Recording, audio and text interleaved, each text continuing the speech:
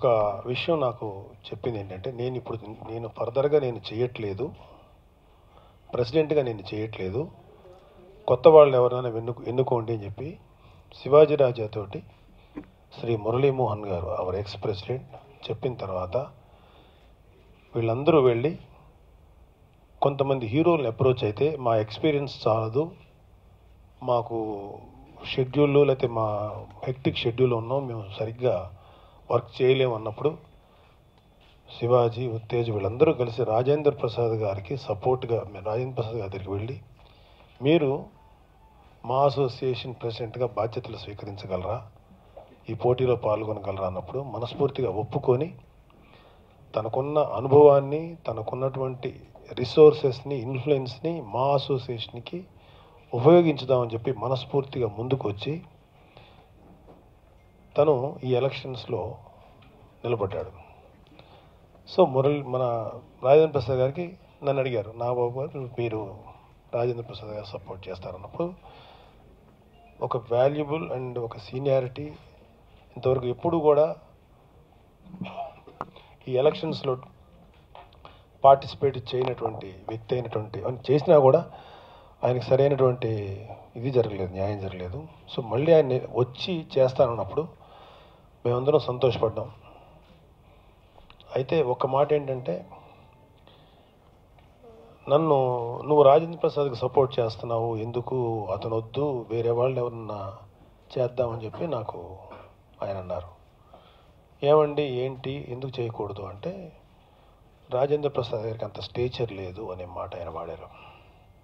లేదండి, స్టేచర్కి ఇది కాదు, అతని ఎక్స్పీరియన్స్, అతని అనుభవం, అతనికి ఉన్నటువంటి పేరు, అందరి హీరోలతోటి తనకున్న అనుభవం, కానీ తను కూడా ఒక హీరో కాబట్టి ఇవన్నీ కూడా మా అసోసియేషన్ ఉపయోగపడతాయనే ఉద్దేశంతో ఎలాగో మీరు చేయనున్నారు కాబట్టి నేను ఆయనకే సపోర్ట్ చేస్తాను అని చెప్పి ఆయనకి నేను నిష్కర్షగా చెప్పి నేను రాజేంద్ర ప్రసాద్ గారికి సపోర్ట్గా నిలబడ్డాను.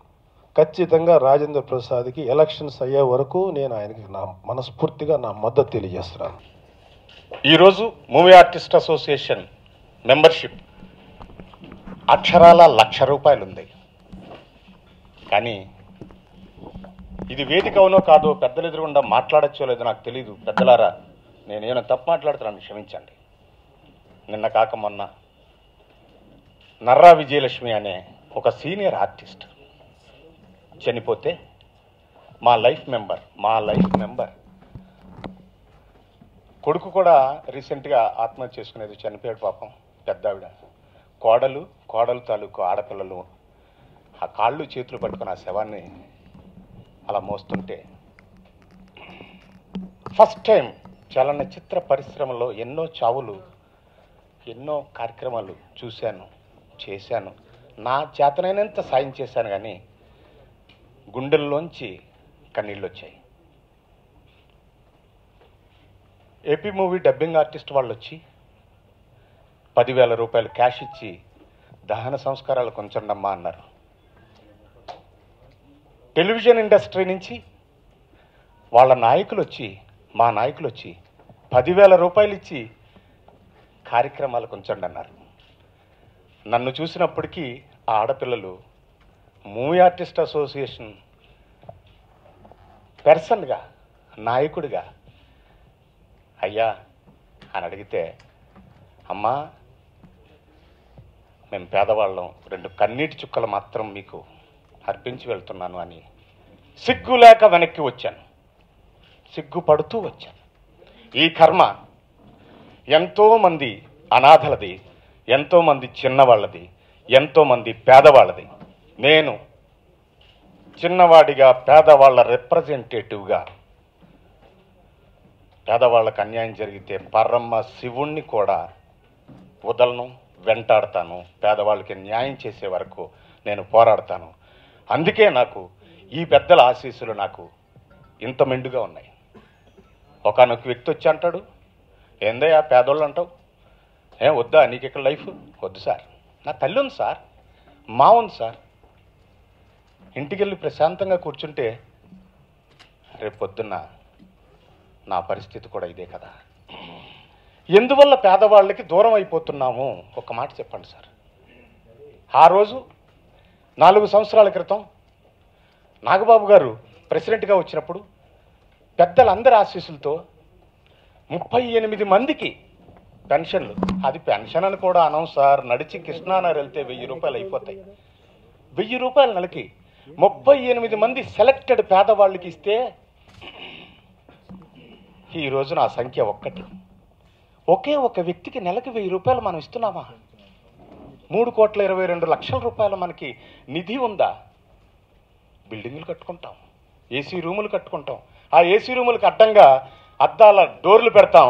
ఆ డోర్లోకి వెళ్ళటానికి ఏ పేదవాడికి ఏ చిన్నవాడికి ధైర్యము, సాహసము, ఆలోచన రావట్లేదు. మరి పేదవాళ్ళందరినీ దూరం చేసుకుని మనం ఏం చేస్తాం? చూస్తూనే ఉన్నాం ఎంతమంది పెద్దలు, ఎంతమంది. ఒక్కొక్కప్పుడు ఒక పెద్ద ఆయన చనిపోతే ఎంత బాధపడ్డాం, ఎంత ఏడ్చాం, ఎంత మొత్తుకున్నాం. ఎందుకని? మన ఆసరా పోయింది అని. ఆసరాయే లేకుండా పోతుంటే ఏం చేయమంటారు? ఈ అసోసియేషన్లో మా మురళీమోహన్ గారి దగ్గర ఒక 14 సంవత్సరాలు, ఒక 2 సంవత్సరాలు మా మోహన్ బాబు గారి దగ్గర నేను సెక్రటరీగా చేయడం జరిగింది. మోహన్ బాబు గారి దగ్గర చేసినప్పుడు ఇక్కడ ఇంచుమించు 1,50,00,000 పైగా ఫండ్ రావటం జరిగింది. రాత్రనక పగలనక నేను కష్టపడ్డాను. ఆ విషయంలో మోహన్ బాబు గారు నాకు ఎంతో సపోర్ట్ చేశారు.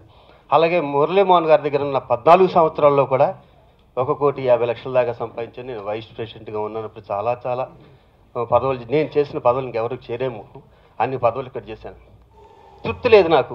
అంటే పేదవాళ్ళకి ఏమీ చేయలేకపోతున్నామే, ఒక్కడిగా ఇవ్వటం ఎంత అన్యాయం అని చాలాసార్లు అనిపించింది. ఫైట్ చేద్దామంటే కుదరట్లేదు. మా మురళీమోహన్ గారు చెప్పారు, శివాజీ మనందరం బయటకు వెళ్ళిపోదాం, కొత్త వాళ్ళకి ఇద్దాము అన్నారు. సార్ ఇద్దాం సార్, మీరు లేకపోతే నేను కూడా ఉండండి. నాకు కూడా రెస్ట్ ఇచ్చాను సార్, చాలా సంవత్సరాలు చేస్తాను కదా నేను కూడా ఇక్కడ. 2 సార్లు వైస్ ప్రెసిడెంట్, ఒకసారి జనరల్ సెక్రటరీ, 2 సార్లు ట్రెజరర్, ఇప్పుడు కూడా ట్రెజరర్. ఏ రోజు శివాజీ రాజా అన్న వ్యక్తి ఒక వైట్ పేపర్ ఆఫీసులో ముట్టుకోలేదు, ఒక టీ తాగలేదు. నా క్యారెక్టర్. ఎవరైనా సరే నువ్వు ఒకసారి చేసావని చెప్పండి, ఎవరూ చెప్పరు. నేను అలాగే ఎవరి గురించి బ్యాడ్గా చెప్పను. నాకేంటంటే అందరూ బాగుండాలి. ఏ వ్యక్తి అయినా సరిపోతే ఫస్ట్ ఉండే వ్యక్తులు నేను ఒకరిని. కొన్ని సందర్భాలు జీవితంలో ఎందుకు వస్తాయో మనకు తెలియదు. అది భగవత్ నిర్ణయము, భగవంతుడే అలా చేపిస్తాడు అని నమ్మిన వాళ్ళలో మేము ఒకళ్ళమే. మేమందరం షూటింగ్ అయిన తర్వాత, జనరల్గా షూటింగ్ అయిన తర్వాత మీ అందరి అభిప్రాయంలో నటీనటులు, సినిమా నటులు అని అంటే ఏం చేస్తారు అని మీకున్న అభిప్రాయం ఒకటైతే, మేము మాత్రం షూటింగ్ అయిన తర్వాత శుభ్రంగా స్నానం చేసి ఆ దగ్గరలో ఉన్నటువంటి అద్భుతమైన గుడి, ఒక చాలా అద్భుతమైన పేరున్నటువంటి ఆ గుడి కదా అని, పళ్ళయార్ పట్టి అని, అంటే పళ్ళయార్ అంటే వినాయకులు.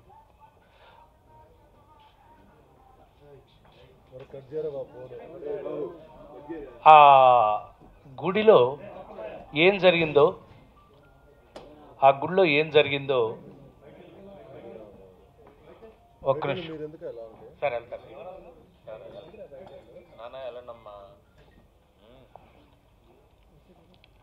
ఆ గుడిలో ఏం జరిగిందో తమ్ముడు శివాజీ చెప్పాడు. అంతకుముందు ఏం జరిగిందో కూడా మీ అందరికీ ఆల్రెడీ క్లియర్. ఏది నేను చెయ్యను అని వారన్న తర్వాత ఎవరో ఒకళ్ళు ఈసారి మార్పు కావాలి అనే ఒక నిర్ణయం తీసుకుని వీళ్ళందరూ,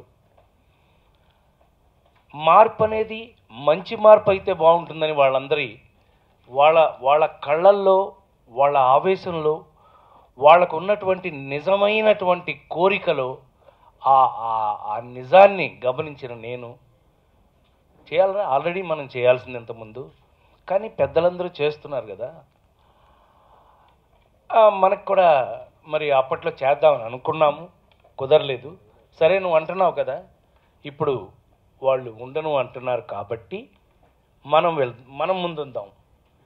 మనం చేయదలుచుకుంది సేవే కదా. సేవ చేయడానికి దానికి ఒక మెడల్స్ను లేకపోతే ఒక పెద్ద కొమ్ములును అన్నీ అక్కర్లేదు కదా. సేవ చేయడానికి మనసు ఉంటే చాలు. సేవ చేయడానికి ఒక మనకి సంకల్పం ఉంటే చాలు. సంకల్పం ఉంటే బలం అదే వస్తుంది అని నమ్మిన వాళ్ళలో నేను ఒకడిని. ఇంత క్లీన్ హార్టెడ్ కాదు, ప్లెయిన్గా భగవంతుడి సాక్షిగా, భగవంతుడి ముందు నుంచి వచ్చిన ఈ మనసుల్ని దయచేసి తప్పుగా అర్థం చేసుకోకండి. వీళ్ళని చాలా చాలా బాధ పెట్టారండి, చాలా పిండేసేశారు. నిజంగా అయితే అప్పుడప్పుడు అంటుంటారు శివాజీ, అన్నయ్య నీకేం కర్మనే, ఎందుకంటే ఫీల్ అయిపోతున్నావు అనమాట. ఫీల్ కదా బాబు, మనం మంచి చేయడానికి కదా వచ్చాం. వాళ్ళు ఎందుకు మన తప్పుగా అర్థం చేసుకుంటున్నారు? వాళ్ళు తప్పుగా మిస్గైడ్ ఎందుకు చేస్తున్నారు? దీన్ని రాజకీయం తీసుకెళ్ళి రాజకీయం చేసి మీరు ఎందుకు రాజకీయం చేస్తున్నారు అన్నారు. Non sense. రాజకీయం చేయాల్సిన కర్మ ఒక నవ్వులకు పండించేవాడికి అవసరం లేదు. కాబట్టి మీ అందరూ మీ ముందు పాయింట్ టు పాయింట్ నేను క్లియర్గా ఏం చేయదలుచుకున్నాం, క్లియర్గా మేమేంటి అని కొట్టొచ్చినట్టుగా క్లియర్గా చెప్పడం జరిగింది. ఒకటి మాత్రం నిజం, ఫినిషింగ్గా చెప్తున్నాను. ఒక పోటీ అంటూ ఒకటి దిగిన తర్వాత సత్యంగా వెనక్కి తిరిగి వెన్ను చూపే అవకాశమే లేదు. నాకు అలాంటి అలవాటు లేదు. అది ఏమన్నా జరగనివ్వండి, 29వ తారీఖు ఎలక్షన్లో నేను పాల్గొంటున్నాను. 29 ఎట్టి పరిస్థితుల్లోనూ నేను చెప్పిన పాయింట్ల ప్రకారం నేను నిలబడతాను, నేను చేసి తీరుతాను. మీకు నిజంగా ఇవన్నీ కావాలి అని అనుకుంటే, నిజంగా ఇప్పుడు వచ్చి కొత్తగా మేడం గారు చెప్తున్నట్టుగా I will change the whole thing. ఏమి చేంజ్ అమ్మా, చేంజ్ లేకే కదా ఇక్కడ ఏడుతున్నారు. నువ్వేం చేంజ్ చేస్తావు? ఇప్పుడు చెయ్యొద్దు, నువ్వు చేయటానికి ట్రై చేయాలా అది. అందువల్ల ప్రెసిడెంట్గా లేదు, ఇదే చెప్తున్నా. ఈ ప్యానల్ ఏంటి ప్యానల్, అందులో సగం వాళ్ళంతా నా వాళ్ళే. మొత్తం ఈ అటు ఇటు ప్యానల్ నుంచి మొత్తం అందరూ నా ప్యానలే, మొత్తం నా ప్యానలే చెప్తున్నాను. ఎవడు గెలిచాడో నా ప్యానలే. అందుకని నేను చెప్పేది ఏంటంటే, దయచేసి మీరు ఈ మార్పు కోసం, మంచి కోసం, నలుగురికి ఉపయోగపడడం కోసం ప్రెసిడెంట్గా నన్ను గెలిపించండి. దయచేసి గుర్తుపెట్టుకోండి, మీ రాజేంద్ర ప్రసాద్, మీ గుండెల్లో రాజేంద్ర ప్రసాద్. ప్లీజ్. ఇప్పుడున్న మా కళాకారులకు, నటీనటులకు నేను అనుకున్న విధంగా, నేను ఏదైతే ఊహించి వచ్చానో అది జరగలేదు. ఒక పర్సనల్గా నాకు ఇప్పుడున్న మా మేనేజ్మెంట్ నుంచి ఒక అన్యాయం జరిగింది. ఆ అన్యాయాన్ని ఎదుర్కోవాలంటే నేను కమిటీలో ఉండాలి, ఈసీ మెంబర్గా ఉండాలి నిర్ణయం తీసుకొని ఈనాడు ఈసీ మెంబర్గా డాక్టర్ రాజేంద్ర ప్రసాద్ గారి టీంలో నేను ఒక సభ్యునిగా ఉన్నందుకు గర్వపడుతున్నాను. ఆయన ఆల్రెడీ మాకు ప్రెసిడెంట్గా చేశారండి. చేసినప్పుడు మేము దిగిపోయి ఆయనకి హ్యాండ్ వర్క్ చేస్తున్న కోట్లలో ఆయన కూర్చొని ఒక ఇల్లు కొన్నారు. అది 75 లక్షలు. ఇప్పుడు దాని విలువ 15 లక్షలు.